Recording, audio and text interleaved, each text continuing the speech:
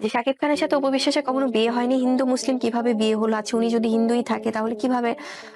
বিনোদন দুনিয়া তোলপাড়, সোশ্যাল মিডিয়া ছড়িয়ে পড়েছে নতুন এক গুঞ্জন। বুবলির সাম্প্রতিক মন্তব্য ঘিরে শুরু হয়েছে ব্যাপক আলোচনা। ভক্তরা বলেছেন তিনি যেন ইঙ্গিত দিলেন তাদের সংসার ভাঙার নেপথ্য দ্বিতীয় কেউ জড়িত। সাকিব বুবলির এবং অপুর যে ত্রিমাত্রিক যে বিতর্ক, সেটা যেন সারা বছর লেগেই থাকে। সম্প্রতি তারা কাজ দিয়ে উন্নতি করতে না পারলেও যেন বিতর্কিতার সাথে অপু এবং বুবলি একদম ফিটে আছে। সাম্প্রতিক এক লাইভে বুবলি বলেন, অনেক কিছু সহ্য করেছি, আমাদের সম্পর্ক ভাঙার পেছনে বেশ কিছু ঘটনা আছে। মুসলমানের সাথে বিয়ে হলো মানে আচ্ছা, অনেক কিছুই তো আসে।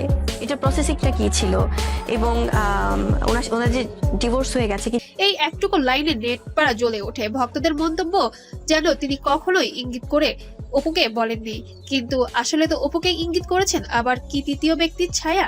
সাকিব বুবলির ড্রামার পেছনে অপুই কি? কেউ কেউ এমনও লিখেছেন অপুর নাম বারবার সামনে আসায় আবার নতুন বিতর্ক তৈরি হয়েছে। বুবলি সরাসরি কোনো নাম না নিলেও সোশ্যাল মিডিয়া অনেকেই অপুর কথাই টেনে এনেছেন, কারণ আগেও সাকিব অপু বুবলি ত্রিমুখী সম্পর্ক নিয়ে নানা আলোচনা সমালোচনা হয়েছে। এই গুঞ্জনগুলো সত্যি নাকি নিছক সোশ্যাল মিডিয়ার জল্পনা? তবে পরিষ্কার উনি এখন আবার বলছে যে ওনাদের সাথে খুব সম্পর্ক আছে, অপবিশ্বাস দাবি করছে। মানে এই যে একটা কনফিউশন, তো আমি তো এই জন্য যখন আমার ব্যাপারে ওই জিনিসগুলো আসে তখন আমার কাছে খুব নর্মাল লাগে যে আসলে তার মানে যেহেতু মানুষটা শাকিব খান নয়। তবে নেটিজেনদের দাবি, বুবলির কথায় যেন তীব্র কষ্ট আর অভিমান ফুটে উঠেছে। সাকিব খান এ নিয়ে কোনো মন্তব্য করেননি, এটাই ভক্তদের আরো কৌতূহলী করে তুলেছে। আসল গল্পটা আসলে কি? একদল ভক্ত বলেছেন বুবলি ঠিক বলেছেন, তাকে ভুল বোঝানো হয়নি। অন্যদিকে আরেক দল বলেছে অপুর নাম অযথা টেনে আনা ঠিক নয়। ফলে পুরো ইন্ডাস্ট্রি এখন দুই ভাগে বিভক্ত হয়ে গিয়েছে।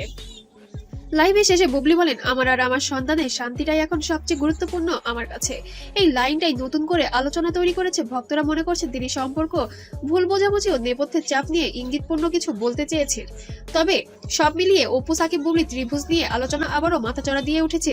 তবে এইসব এখনো গুঞ্জন মাত্র, কারো পক্ষ থেকে স্পষ্ট কিছু বলা হয়নি।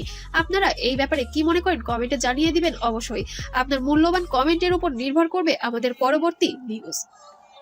সাকিবকে কোথায় এখনো পর্যন্ত বলেছে বুবলি আমার ওয়াইফ?